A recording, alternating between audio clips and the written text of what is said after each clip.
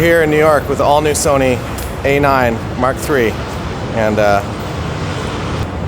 hi everyone. Oh yeah, it was terrible. Boys trip. The Sony A9 Mark III is here, and for wedding photographers, specifically for those that do both photography and video, I'm making this video for you. First, let's do a camera walkthrough. You can do 120 frames a second if you want, but I probably will leave it on single shot mode as I have it set there. You have your AFS, AFC, and manual focus as well on the same dial. I like that a lot. You have your controls here, which actually lock, so in order to change the mode, you have to hold down the button and rotate it.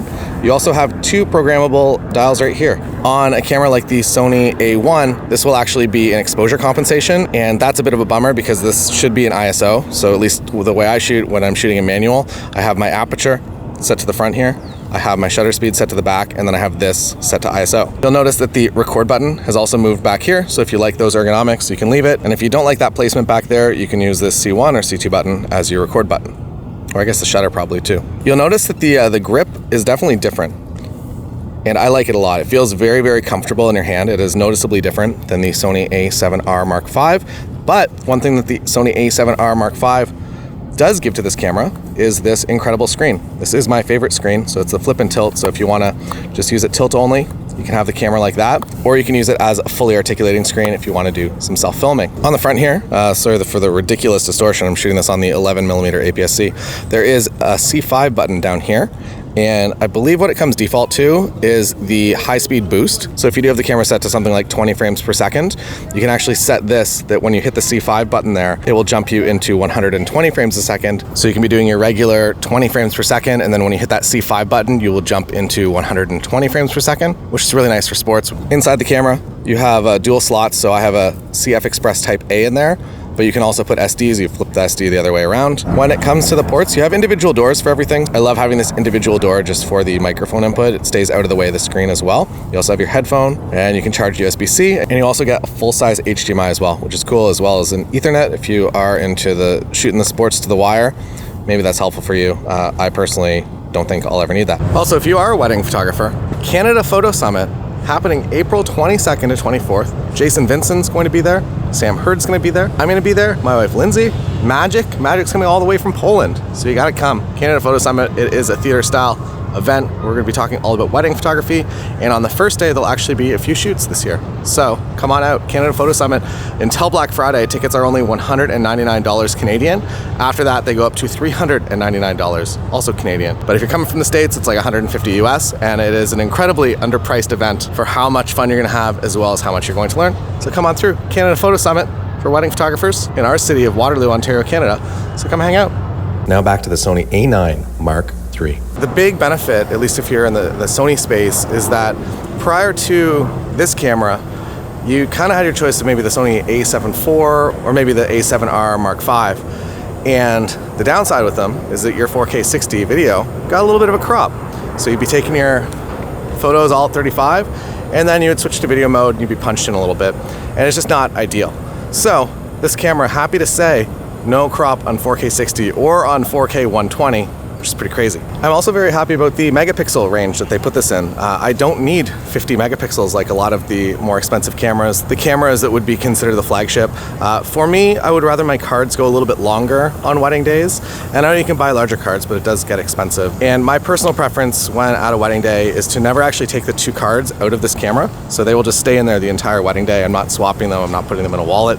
That type of thing kind of scares me. And if you're shooting a camera like the Sony A1, you are probably going to have to swap cards at some point, but with this camera, you don't have to.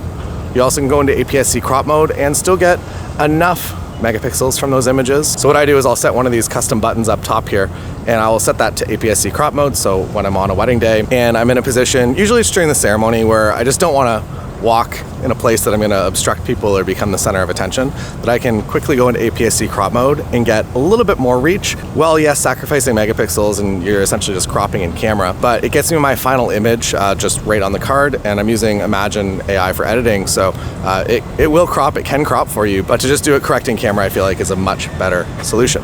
There are some additional nice to haves for wedding photographers. So with a global shutter, we'll talk about that for a moment, because I would say that's maybe the most significant upgrade.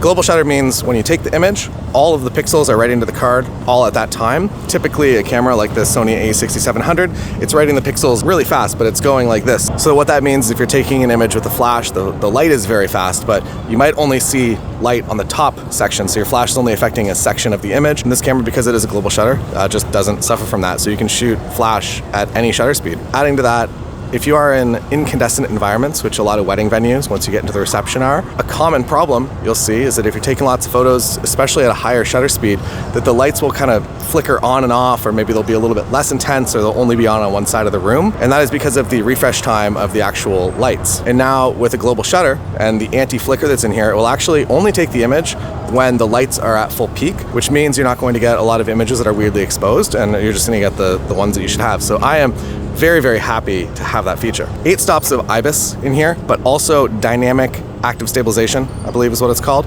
And the reason I like that is because I shoot all of my wedding films completely handheld, and this makes it not look exactly like I'm on a gimbal. I still don't do any crazy camera moves, but it does definitely clean up the shake, and you don't really have to do anything to it in post-production. So there it is, Sony A9 Mark III for wedding photographers, hybrid photo video creators, and this will be my Sony camera of choice going into this year. It starts shipping in spring of 2024, so just in time for wedding season. I'm very, very excited. The price point is $5,999 US though, so it's a little bit steep, and it will be interesting to see how this technology trickles down into a less expensive and maybe less frames per second camera. I'd be very, very happy to have that. The 4K 60 no crop being one of the most important things for me, as well as the ergonomic upgrade, as well as the low light functionality and flickering lighting environments, and also that flash use just works at any shutter speed. That's all. Any questions, feel free to put them in the comments below. See you again next time. It's nice out here. Oh, you can watch this video. Yeah, I was at a parking garage.